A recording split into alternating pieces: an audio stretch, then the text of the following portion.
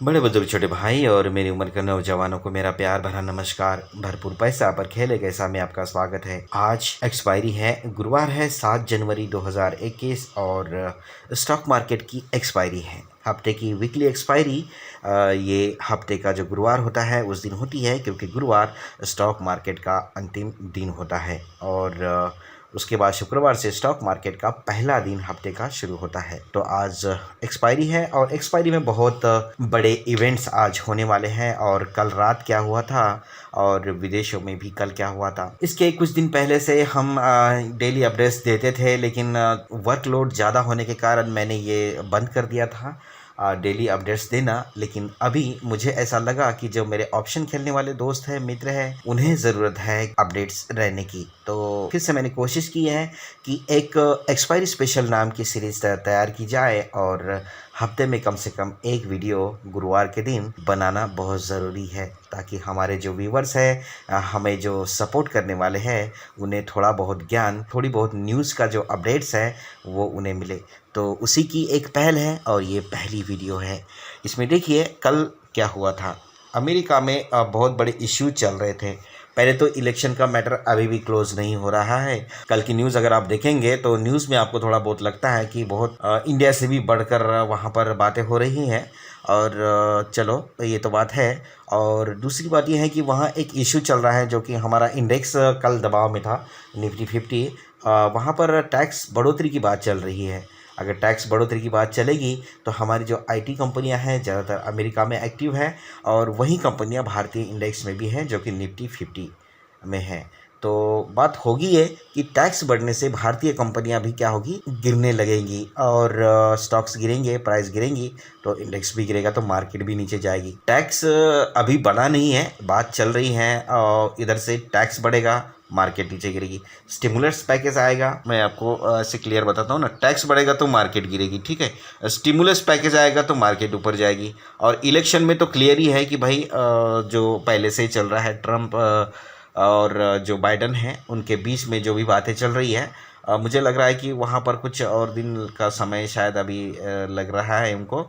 और इलेक्शन में अभी शायद बाइडन भी नए राष्ट्रपति चुने गए हैं, वहीं मेरे ख्याल से जीत रहे हैं। तो इतना क्लियर मैं इलेक्शन के ऊपर ध्यान नहीं दे रहा हूँ, लेकिन मुझे ये पता है कि ये स्टिमुलस पैकेज आने वाला है और स्टिमुलस पैकेज बहुत बड़ा। और टैक्स भी बढ़ेगा, क्यों? क्योंकि पूरे साल भर कोई भी कमाई नहीं हुई है, किसी भी सरकार की कमाई नहीं हुई है। जब कमाई नहीं हुई है, लेकिन सुविधा तो जनता को एज इट इज़ देना ही है भाई। एज़ यूजुअल फैसिलिटी है वो तो देनी ही पड़ेगी, क्योंकि टैक्स हम लेते हैं, मतलब गवर्नमेंट की बात कर रहा हूँ मैं, टैक्स लेते हैं गवर्नमेंट, तो फिर सुविधा तो जनता को देनी ही पड़ेगी। तो लेकिन अभी तो खजाने खाली है ना, इसके लिए टैक्स भी बढ़ेगा। जब टैक्स बढ़ेगा उस दिन मार्केट बहुत स्पीड से गिरे। क्यों पता है? क्योंकि पहले मान लो टैक्स बढ़ता टैक्स था तो 10% मान लो टैक्स दे रही कोई कंपनी, अभी टैक्स मान लो 20% हो गया है। तो 10% दे के 90% तो कंपनी के पास बचता था ना। उस समय 90% कंपनी के पास बचता था, वो 90% शेयर होल्डर्स के बीच में बढ़ता था, तो ज़्यादा प्रॉफिट आता था, तो शेयर की प्राइस ऊपर जाती थी, ठीक है। टैक्स 10% से एग्जाम्पल मैं दे रहा हूँ, एग्जाम्पल दे रहा हूँ कि टैक्स 10% से 20% हो गया है, तो अभी कंपनी के पास कितना बचेगा? 80% बच गया। पहले 90% था तो शेयर होल्डर्स में ज़्यादा प्रॉफिट आता था हिस्से में, अभी 80% बचा तो थोड़ा सा कम आएगा, है ना। तो कीमत क्या है? सीधी सी बात है कि टैक्स बढ़ेगा तो कीमत घटेगी, यानी कि स्टॉक गिरेगा। और टैक्स कम हो गया तो कीमत बढ़ेगी। तो आगे आने वाले समय में टैक्स तो बढ़ेगा ही बढ़ेगा, टैक्स बढ़ाना बिल्कुल भी लाजमी है और प्राइस गिरेंगी, ये भी क्लियर है ना। लेकिन उसके बीच में स्टिमुलस पैकेज है ना, अगर टैक्स बढ़ गया और तुरंत स्टिमुलस पैकेज आ गया, फिर मार्केट वहीं जाएगी, वैसे ही जाएगी जैसे जा रही थी, धीरे धीरे ऊपर की तरफ। लेकिन पहले स्टिमुलस पैकेज आ गया और बाद में टैक्स बढ़ गया तो मार्केट फिर गिरेगी भाई, क्योंकि मार्केट को चाहिए ताज़ा। ओके, तो चलो ये तो बात है। लेकिन कल की रात में शायद कुछ बड़ी एक्शन हुई है अमेरिका में और डाव ने देखिए नया रिकॉर्ड बनाया है। यहाँ पर आप देखिए तो 1.5% डाव ऊपर है। डाव ने एकदम से जंप मारा, उसके बाद इस तरह से धीरे धीरे ऊपर चलता गया और लास्ट में रेंज बाउंड रहते हुए डाव ने क्लोजिंग दे दी। तो ये एक अच्छे संकेत है। अभी हम नैस्डैक की पढ़ाई करेंगे और इसी तरह से आगे चलते चलते हम इंडेक्स में आएंगे भारतीय बाज़ारों की। आप यहाँ पर देख सकते हैं नैस्डैक कंपोजिट में गिरावट रही, तकरीबन आधे % की गिरावट रही। ये बिल्कुल भी विपरीत हुआ है, जैसे कि भारतीय बाज़ार में कल निफ्टी 50 गिरा था, अभी भी निफ्टी 50 अगर आप देखेंगे तो नेगेटिव क्लोजिंग है और बैंक निफ्टी पॉजिटिव क्लोजिंग है। यही है, उसी को ट्रैक किया है। कभी कभी ट्रैक भी करता है, कभी कभी अपोजिट भी जाता है। उस दिन भारतीय बाजार, अमेरिका के बाजार गिरे थे और भारतीय बाजार बहुत स्पीड से ऊपर जाके क्लोज हुए थे। कभी कभी अमेरिका के बाजार ऊपर जाते हैं, भारतीय बाजार नीचे क्लोज होते हैं। कभी कभी अमेरिका के बाजार नीचे क्लोज होते हैं तो भारतीय बाजार भी नीचे क्लोज होते हैं। ये भाई कमाई का तरीका है, ठीक है। ये चालें जो है ना, ये शकुनी की जो कलाएं है ना, ये हमें आने में बहुत देरी से आएगी हमारे अंदर। तो ये चीज़ें ध्यान रखना। मतलब ट्रैक, कभी कभी ट्रैक होता है, कभी कभी अपोजिट जाता है, कभी कभी ट्रैक नहीं होता है कोई भी रिकॉर्ड, किसी भी देश के रिकॉर्ड से। तो ये मार्केट है भाई, सब पैसा कमाने के लिए बैठे हैं, अपनी अपनी चालें सब चलते हैं। जिसका पलड़ा भारी उसकी जेब में सारा माल, सीधी सी बात है। तो नैस्डैक गिरा था तो भारतीय जो इंडेक्स है निफ्टी 50 वो भी गिरा था। क्यों? नैस्डैक का निफ्टी 50 से सीधा कनेक्शन है। आप देखना, मेडिकल कंपनी, मेटल कंपनी और उसके बाद में सबसे बड़ी कंपनी आईटी कंपनी, जो इंडिया में इंफॉर्मेशन टेक्नोलॉजी की जितनी भी कंपनियां हैं वो सारी की सारी अमेरिका में है। सारी की सारी तकरीबन अमेरिका में हैं बड़ी बड़ी कंपनियां। तो सीधा इम्पैक्ट आएगा। नैस्डैक अगर जो एक्टिव एक्शन देगा ना तो भारतीय बाजार में निफ्टी 50 इंडेक्स रिप्लाई ज़रूर करेगा, ये ध्यान रखना। तो नैस्डैक गिरा था कल, क्योंकि कल भारतीय बाजार में वो भी गिरा था। क्या? निफ्टी 50, क्योंकि टैक्स बढ़ने वाला था। निफ्टी 50 गिरा था, नैस्डैक भी गिरा था। तो दोनों में क्या हुआ? रिकॉर्ड ट्रैक हुआ है। लेकिन आज भारतीय पूरे विश्व के बाजार बहुत तेज है, तो हो सकता है एक बाउंस मिले, तगड़ा बाउंस मिले। तो कहने का मेरा मतलब है कि डिप में खरीदारी करें, कर सकते हो आप, ठीक है, ज़बरदस्ती नहीं है भाई। चलो आगे चलते हैं। यूरोप के बाजार में भी आप देख सकते हैं एफटीएसई जो कि लंदन से एक्टिवेट होते हैं, ऑपरेट होते हैं।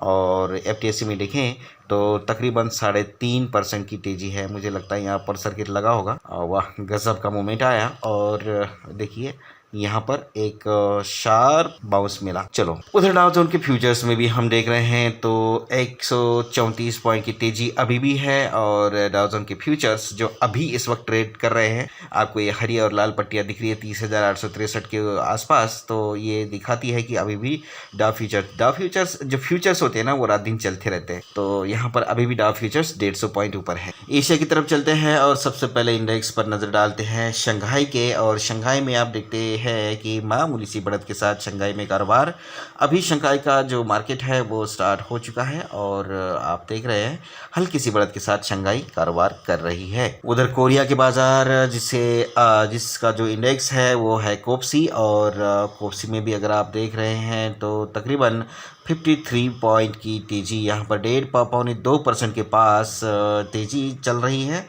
और ये कोप्सी का चार्ट है और आप प्रीवियस क्लोज यहाँ पर देख सकते हैं 2968 और अभी चल रहा है 3022। एशिया का अगला इंडेक्स है निकेई। निकेई यानी कि जापान से ऑपरेट होता है। निकेई जापान का मेन इंडेक्स है और आज आप देख सकते हैं बिल्कुल धमाल होने वाला है।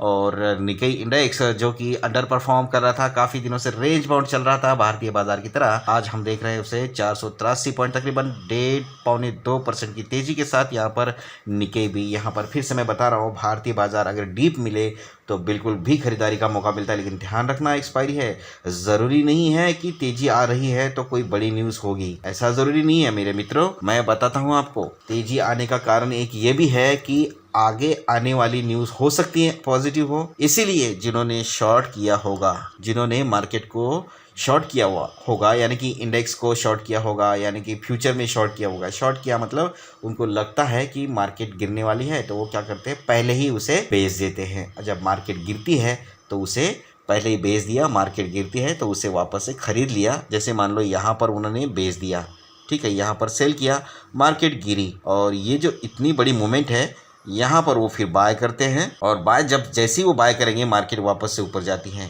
और फिर वो क्वांटिटी के ऊपर है, वो कितने लोगों ने शॉर्ट किया है। जितने लोग शॉर्ट करते हैं, जब वो शॉर्ट कवरिंग आती है ना, उसमें फिर बायर्स भी घुसते हैं बीच में, क्योंकि बायर्स को भी लगता है कि मार्केट अचानक से ऊपर जा रही है तो वो भी अपनी पोजीशन लेते हैं। तो इस डर से ना मार्केट ऊपर जाती है, ठीक है। तो ये चीज़ ध्यान रखेंगे कि शॉर्ट कवरिंग आने से भी मार्केट ऊपर जाती है, ज़रूरी नहीं कि कोई न्यूज़ हो, तो ऐसा हो सकता है। इसीलिए सतर्क रहना है। और नीचे मिले, डिप में मिले तो ही खरीदारी करें, क्योंकि अगर आप ऊपर जाते हुए खरीदोगे तो हो सकता है फंस जाते हैं। मैं जब नए में पोजीशन लेता था तो जब मार्केट ऊपर जाने लगती थी ना तो मैं वहाँ पर ख़रीदता था और वह उसके बाद मार्केट नीचे आती थी तो मैं यहीं पर फंस जाता था। तो ये नई चीज़ें होती हैं, नई बातें होती हैं। तो जो हमने झेला है वो आप ना झेले उसे। तो इसीलिए हम बताते हैं ताकि हमारे जो मित्र हैं वो किसी भी सौदे में बचे। और इसीलिए तो ये जो तेज़ी है ज़रूरी नहीं है कि किसी पर्टिकुलर न्यूज़ के कारण हो सकता है कि जो इन्वेस्टर्स है, जो बड़े बड़े ट्रेडर्स हैं, उन्हें लग रहा हो कि आगे आने वाले समय में मार्केट नीचे नहीं आएगी, तो उन्होंने अपने शॉर्ट्स जो है वो कवर करना शुरू कर दिए हैं। तो इसलिए शॉर्ट कवरिंग आई हो और मार्केट ऊपर जा रही हो, ऐसा भी हो सकता है। और वैसे अभी क्लियर कट है कि अमेरिका की जो न्यूज़ है वो पॉजिटिव हो रही है, इसलिए मार्केट ऊपर गई है। लेकिन ज़रूरी नहीं है, कुछ भी मार्केट में हो सकता है। कुल मिला के कहने का मतलब ये है कि डिप पर ही ख़रीदारी करें। बोलते बोलते निक्केई ने फिर से एक 514 तक जंप मारा है। ये मुझे लगता है कि आज 700 से नीचे नहीं रुकने वाला है, क्योंकि निक्केई जो है वो भारतीय इंडेक्स से भी बहुत वोलेटाइल है, क्योंकि ये सबसे पुराना इंडेक्स है। और क्या है कि यहाँ पर बहुत ज़्यादा मात्रा में ट्रेडिंग होती है और एक्सपीरियंस लोग बहुत ज़्यादा है वहाँ पर।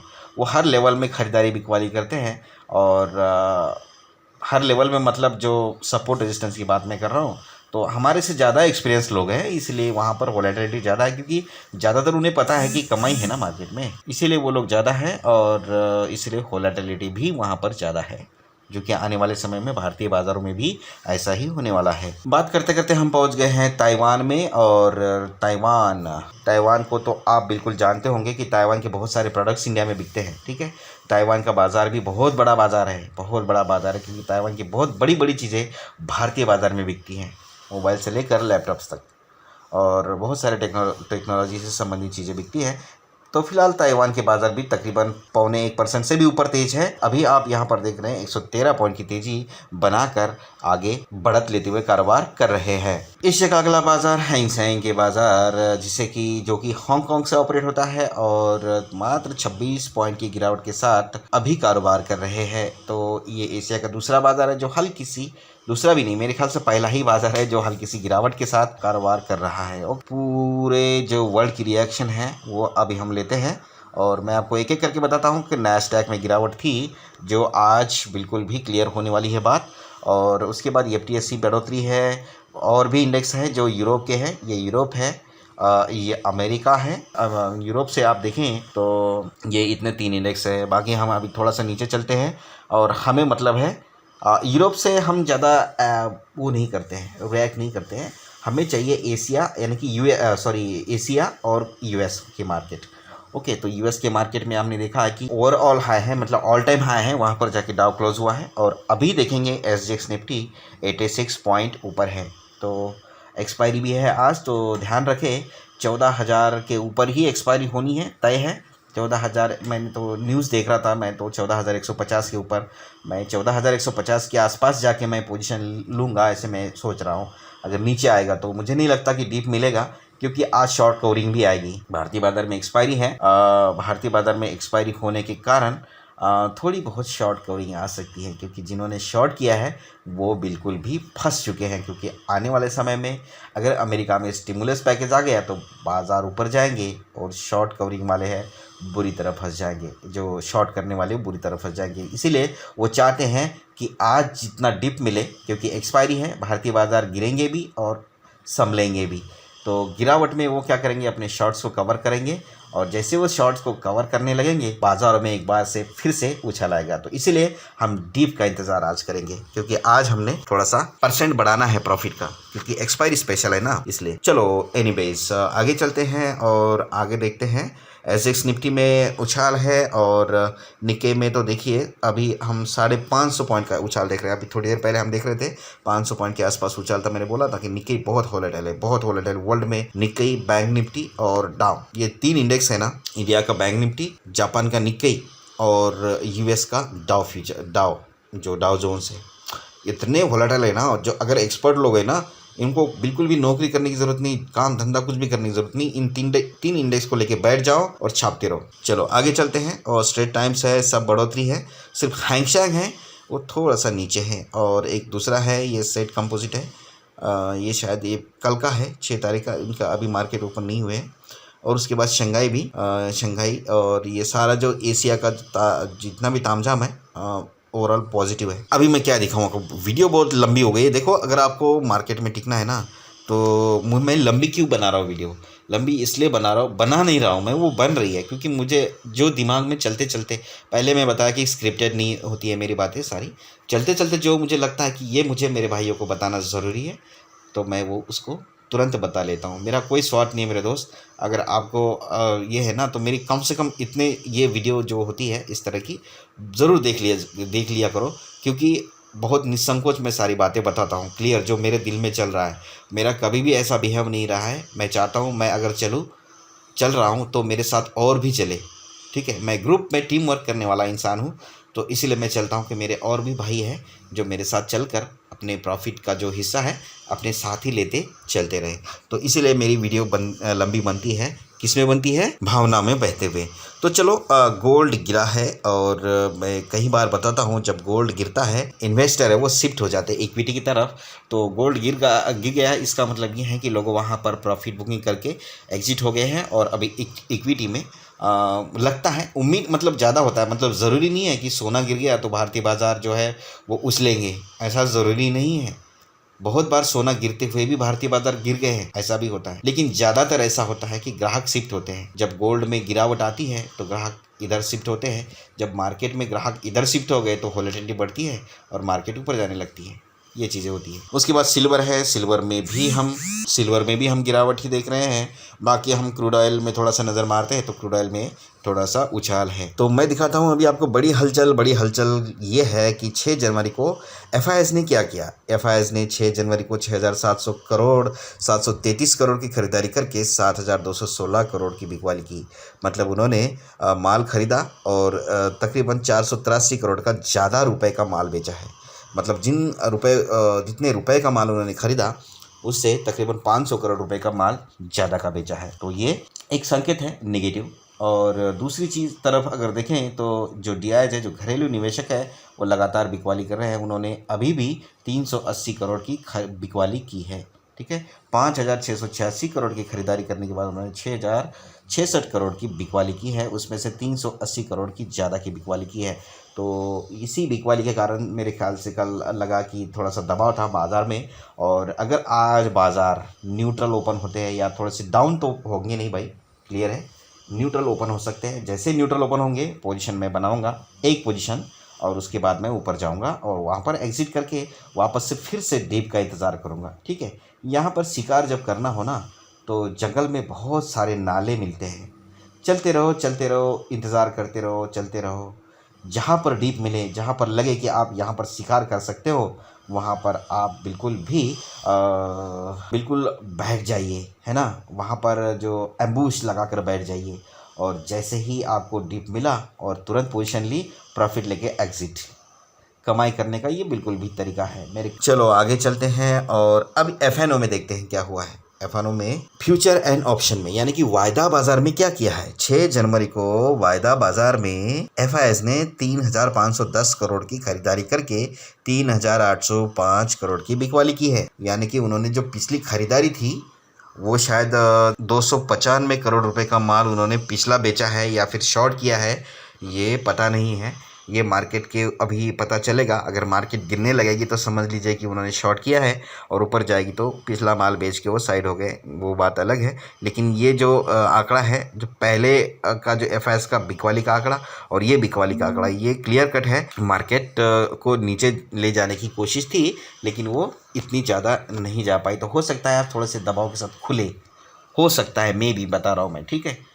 आगे चलते हैं और अब हमारे जो बंधु हैं डोमेस्टिक, जिन्हें हम डीआईआईज बोलते हैं, ओह वाह क्या पत्ता खुला है। 8,077 करोड़ की खरीदारी और वो भी वायदा बाज़ार में इतने रुपए की खरीदारी की है। तो भारतीय बाज़ार क्लियर कट संकेत दे रहा है कि हम आज बिल्कुल बूम करने वाले हैं, ठीक है। तो ये संकेत है, उन्होंने बहुत ही बड़ी मात्रा में ख़रीदारी की है। बहुत बड़ी वोलेटिलिटी मार्केट में रहेगी क्योंकि इतना बड़ा आंकड़ा है।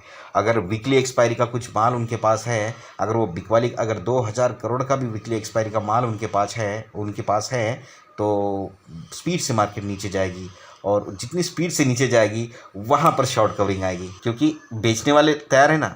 मार्केट स्पीड से ये लोग बेचेंगे, मार्केट नीचे जाएगी। मार्केट जैसे नीचे जाएगी तो उन्होंने जिन लोगों ने शॉर्ट किया होगा वो यहाँ पर प्रॉफिट बुक करेंगे, पीबी यानी प्रॉफिट बुक करेंगे। और जैसे ही ये प्रॉफिट बुक करेंगे मार्केट वापस से ऊपर, जैसे मार्केट वापस से ऊपर आएगी इनके पास जो भी माल बचा होगा फिर ये सेल करेंगे और फिर इस तरह से मार्केट जाएगा। तो इसीलिए वोलेटिलिटी बढ़ती है। तो यही तो देखना ज़रूरी है। नस को देखोगे तो फिर बीमारी का इलाज अपने आप ही हो जाएगा। तो ये है, अभी आपको चार्ट बताने की ज़रूरत है क्या? एक बार मैं बता ही देता हूँ क्योंकि वीडियो लंबी हो ही गई है, तकरीबन 24 मिनट की हो गई है। मैं 25 मिनट के आसपास इस वीडियो को ना काट के कर दूंगा। तो देखना ज़रूर भाई, थोड़ा सा एक्सपीरियंस तो ज़रूर आएगा, है ना। तो एक बार मैं चार्ट दिखा देता हूँ फटाफट से। सिर्फ बैंक निफ्टी का दिखाऊंगा। निफ्टी में तो क्लियर कट है, उछाल आने वाला है, आज आ सकता है, मतलब एक्सपायरी है ना, इसलिए शॉर्ट कवरिंग के कारण। बैंक निफ्टी का सिर्फ चार्ट मैं बताता हूँ आप देखिए। सर बैंक निफ्टी का चार्ट है और यहाँ पर मैंने एक डेली का पैटर्न लगाया है, डेली कैंडल का। तो यहाँ पर मैं एक्चुअली बताना चाह रहा हूँ आपको कि एक पैटर्न यहाँ पर बन गया था, आइसलैंड पैटर्न। एक्चुअली ये क्या है कि बियरिश पैटर्न था आइसलैंड का ना। यहाँ पर मैं आपको बता देता हूँ। एक ये है कैंडल, ये कैंडल, ये कैंडल, ये कैंडल, और एक इसके पीछे वाली कैंडल है, ये वाली कैंडल। तो यहाँ से पैटर्न शुरू हुआ था, ये 1 2 3 4 5 कैंडल का। ये जो छठी कैंडल थी यानी कि परसों की जो कैंडल थी वो कैंडल यहाँ पर ओपन हुई थी। अगर ये नीचे की तरफ चली जाती तो ये पैटर्न जो है ये एक्टिवेट हो जाता है। इसे बोलते हैं बियरिश आइसलैंड पैटर्न, ठीक है। इसके बारे में अगर आपको पढ़ना है तो हमारे चैनल पर वीडियो है बियरिश आइसलैंड पैटर्न की, उसे आप देख लीजिए। वो पैटर्न क्या है, कहाँ पर बनता है, ये आपको समझ में आ जाएगा। तो इस पैटर्न का जो ड्यू है अभी भी बाकी है, ध्यान रखना। ये पैटर्न फेल हुआ है वैसे देखा जाए तो। यहाँ से मार्केट गिरना चाहिए था, जबकि पूरी दुनिया की मार्केट गिरी थी उस दिन, परसों के दिन। लेकिन भारतीय बाजार ने देखिए कितनी बड़ी उछाल दी है। 31,000 से लेकर उसने 31,700 मतलब 800 850 पॉइंट का उछाल आया था कल परसों के दिन भारतीय बाज़ार में। तो ये क्यों आया था इसके बारे में तो बहुत गहराई से रिसर्च करना होता है। तो लेकिन पैटर्न को फेल कर दिया, जो बनता हुआ पैटर्न को फेल कर दिया। मेरा कहने का मतलब ये है, एक तो ये पैटर्न ड्यू है, मार्केट को गिरना था उस दिन, परसों के दिन गिरी नहीं, ऊपर चली गई। पूरी दुनिया के अपोजिट काम किया भारतीय बाजार में परसों के दिन और वो ऊपर चली गई, ठीक है। तो ये तो चलो ध्यान में रखें। और आज है एक्सपायरी, और एक्सपायरी में देखिए भारतीय बाजार पहले ही 31,974, बाप रे। यानी कि मुझे लगता है कि ये 32,000 अभी टच करने ही वाला था, ठीक है। 32,000 टच करने वाला था। पिछला जो लो था मेरे ख्याल से 32,000 के कुछ ऊपर था। तो हाई जो पिछली बार का जो हाई कोरोना से पहले वाला हाई, तो हो सकता है बाज़ार आज वहाँ तक जाने की हिम्मत कर सकता है। अगर बाज़ार में कोई शॉर्ट अगर है तो हो सकता है 32,000। देखिए यहाँ पर हर जगह पर थोड़े थोड़े रेजिस्टेंस दिख रहे हैं हमें। ये भी रेजिस्टेंस है, ये भी रेजिस्टेंस है, ये भी रेजिस्टेंस है। और इतना ऊपर तो खैर बाज़ार जा भी सकता है भाई। बाज़ार का तो कौन चैलेंज कर सकता है, बाज़ार को जा भी सकता है। लेकिन डीप अगर आपको मैं ये बताना चाह रहा था एक्चुअली कि यहाँ पर 31,650 के आसपास, ठीक है। 31,500 आप पकड़ सकते हो, 31,600 पकड़ सकते हो, 31,700, है ना। ये जो सब खरीदारी के वो है, मतलब ये बाइंग जोन है, सारे के सारे स्ट्रॉन्ग बाइंग जोन है। यहाँ पर आते ही बाइंग आने लग जाएगी। और 31,600 के पास आएगी नहीं वैसे मार्केट आज, लेकिन गलती से आ गई तो बहुत स्पीड से ऊपर जाएगी, फिर ये रेजिस्टेंस तोड़ के ऊपर चली जाएगी, ठीक है।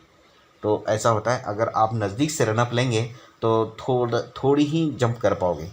अगर थोड़ा सा जो पीछे से अगर स्पीड से दौड़ के आओगे ना तो बहुत बड़ा खड्डा भी आप पार कर सकते हो। तो यही है भारतीय बाजार में डिप में ओवरऑल खरीदारी करने का मौका है। तो ये था इस वीडियो में। मिलते हैं नेक्स्ट वीडियो में किसी और इन्फॉर्मेशन के साथ। तब तक के लिए गुड बाय, नमस्कार, टेक केयर।